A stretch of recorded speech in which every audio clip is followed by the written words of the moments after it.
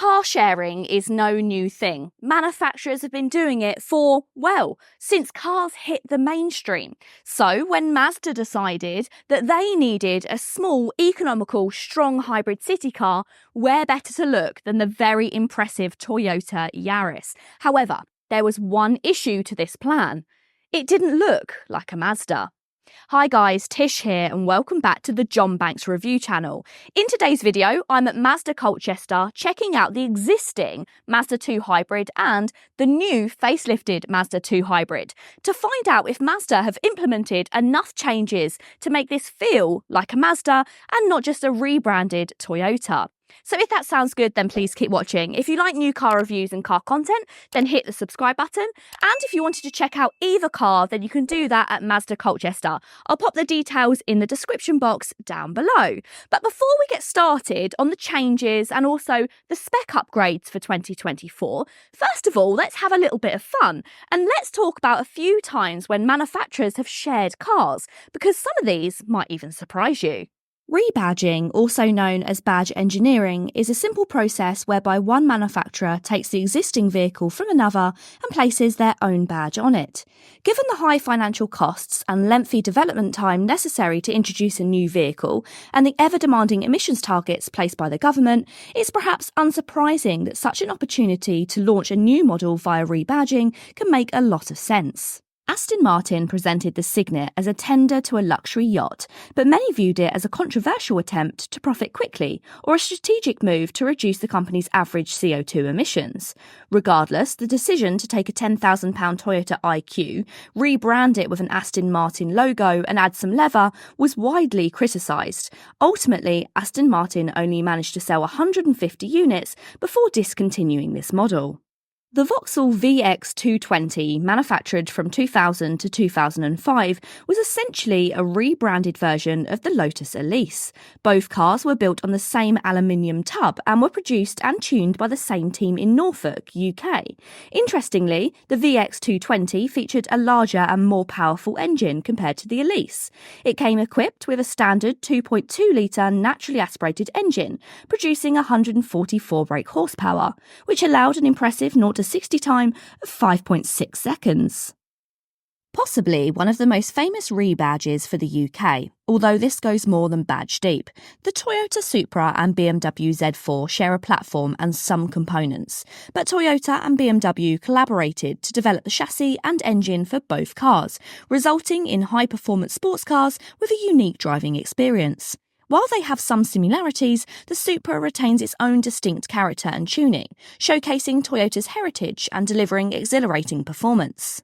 Finally, it's Mazda handing over their cars this time. The MX-5 is one of the sweetest handling affordable sports cars, and Fiat wanted a piece. While the two cars share the same platform and many components, Fiat made some design changes to give the 124 Spider its own unique appearance.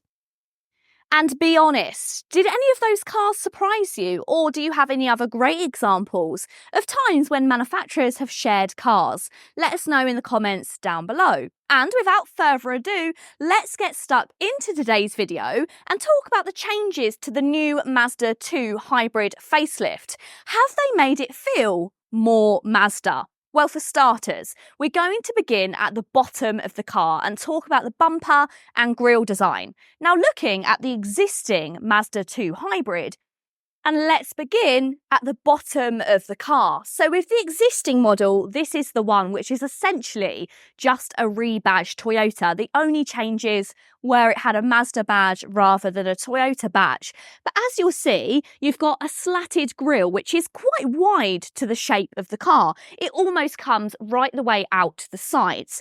And then you've got this central divider, which has this almost geometric textured design, and that houses the number plate. Underneath this, you've got an extension of the slatted grille, and then you've got a chrome bar which runs all the way to the bottom of the vehicle, and it almost finishes off in a V shape. Now let's compare that to the new car. And though the changes aren't huge, I do think they are significant. And you'll notice a big change in the shape of the grille. So whereas before it was wide and it was slatted, now it's slightly more narrow. It's rounded in its design and it comes to a little bit of a rounded point at the bottom. This is far more cohesive with the rest of the Mazda range. Also, rather than have those horizontal slats at the top, instead you have a gloss black honeycomb design.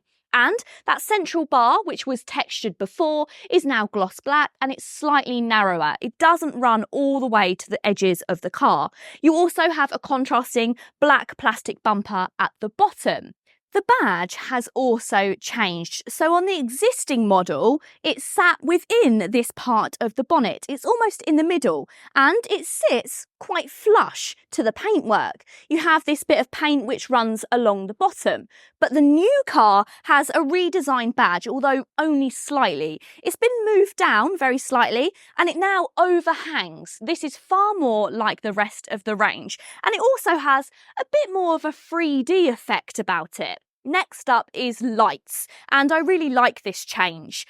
When you first look at these cars, the lights look the exact same shape, and that's true. And they also have the same texture design on top. That matches in with the central bar of the outgoing car. And although you no longer have the central bar on the new car to match in with it, I still really like it. It's just a little bit of detail atop the lights, but the actual lighting signature has changed. So, on the previous outgoing car, these are just the Toyota Yaris lights. You've got this lighting bar which flows along the bottom, and then you've got a 3-formation headlamp, whereas on the new car, you've got those iconic round Mazda headlamps, including a daytime running light.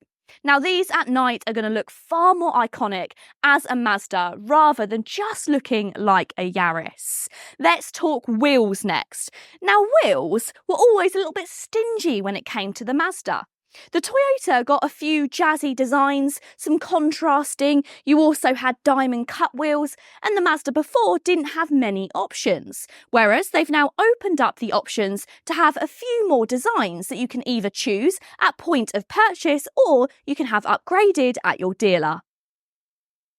So changes around the front were more tweaks than changes, and it's the same around the back. So there's just a few subtle differences to the outgoing model, which have given it its own personality, and the main difference is the loss of the black bar. This was so iconic to the Toyota Yaris, and I'm quite pleased that Mazda have decided to change it. So you now have 2 rear lights, which have been split up by the body-coloured paintwork instead of that black bar that you have on the Yaris. Also, before, the Mazda badge sat within this black bar, and now it sits neatly on the paintwork like the rest of the Mazda range. These lights are also different in their design, so similar to the lights around the front, you now have a more rounded lighting signature. Sure, it's not gone all the way to be completely round like the rest of the range, but it definitely feels a little bit different than the lights on the previous model, which were exactly the same as the ones you'll find on the Toyota Yaris. You also have a few different badges as well. These were things that were a little bit criticised as being lazy in changing. So on this version, you have the hybrid badge with the little blue sign on it, which was very iconic to Toyota. And now the Mazda gets its own hybrid badging, which is found on the rest of the range, which I think is a nice improvement. Once again, the changes are very minimal. The bumpers are exactly the same, the lights are exactly the same, the reflectors, all very same in their design, but that's not necessarily a bad thing. I think personally, they just needed those little touches like the loss of the bar and the lighting signatures to stand these cars aside.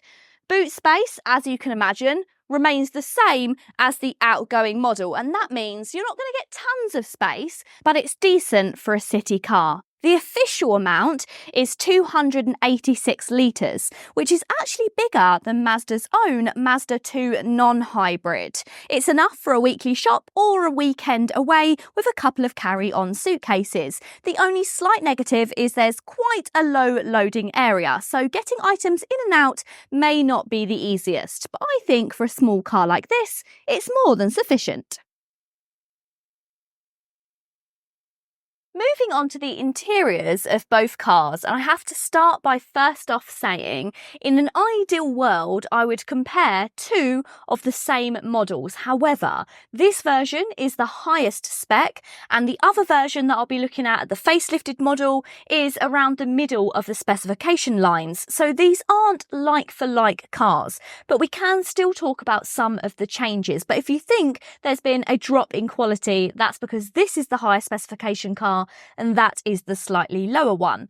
But first of all, let's talk about the screen. So we've got an infotainment screen just atop the dashboard, and you've got physical buttons down the sides. Now, I don't find this a particularly interesting screen. It's very simple in its layout, but that's no bad thing. And these buttons really help to be able to find what you're looking for. There's also a tuner on the left, which seems a little bit strange because that feels a bit outdated nowadays, and you've got a volume button on the right. This is not a bad screen at all, but it is feeling a little bit outdated. The existing model is also fitted with wired Apple CarPlay and Android Auto. You've then got your air vents underneath, a little bit of storage here, a little bit of extra storage on the passenger side. You've got a decent sized glove box there, which easily fits the book pack. And then you've got digital climate control dials, which are dual zone. You've got a start stop button behind the steering wheel, only one USB, which I find a bit disappointing for a modern car, which you'll find here. You've got wireless charging in this highest spec model, and you've got a 12-volt charger back here. In the centre console, we've got drive mode button, traction control off, and also an EV mode to hold this car in EV all the time, as well as two cup holders and a little bit of storage in the armrest as well. In terms of the steering wheel, it's a nice steering wheel. You've got some physical buttons, a little Mazda badge there, although this is the steering wheel out of the Toyota. I'm sure you've guessed that by now. And then moving on to the instrument cluster. This is okay. It feels a little bit outdated, and especially for the highest spec model. You've got two round controls on the left and right, which are digital inside, and then you've got a small digital screen in the centre. It is easy to use and it feels very conventional. It just might feel a little bit outdated. Right, let's jump in the new car and see what we can find that's changed in there.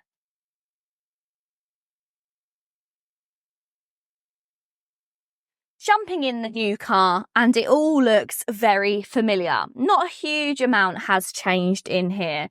So what about that touchscreen? Well, it's around the same size, but before you had buttons on the left-hand side and right-hand side, and that made the actual touchscreen in the centre much smaller, whereas we now have a larger display, although it's still laid out in a very similar sense. We also have less buttons. So you have a home button there, which will take you to your home menu, and then you have some sub-settings within this. I guess they assumed that you didn't need so many shortcut buttons when everything you need is laid out there on the screen. The one thing I do think is a shame that we've lost is the physical volume button. Instead, we just have these buttons on here. But of course, you still have your buttons on the steering wheel to control your volume of your infotainment system. Upgrading on the outgoing model, the facelift now adds wireless option for the Apple CarPlay and Android Auto. Same layout, you've still got storage underneath here, storage above the passenger's side, and you also have some central storage down here, but now rather than one USB you actually have two USB-Cs, which I think is much better and a big improvement. As I mentioned, this is the lower spec model, so no wireless charging, but if you go for the higher spec you do still get that, and you still have the same climate control. One of the things that has changed is the actual display of the power button. Again, the other power button had just been lifted from the Yaris, so this is now Mazda specific. It's very small things, but I actually think they make a difference. Down the centre, it's almost identical. Same buttons, same two cup holders, and also still the same amount of storage in the armrest. And that's a similar story when it comes to this steering wheel. It's the same steering wheel, and I've got no problems with that because the buttons are all very easy to use. One of the things, however, which has changed is actually the dashboard. The new dashboard features a sleeker, simpler, part digital design, although it has to be said, I kind of prefer the outgoing dials.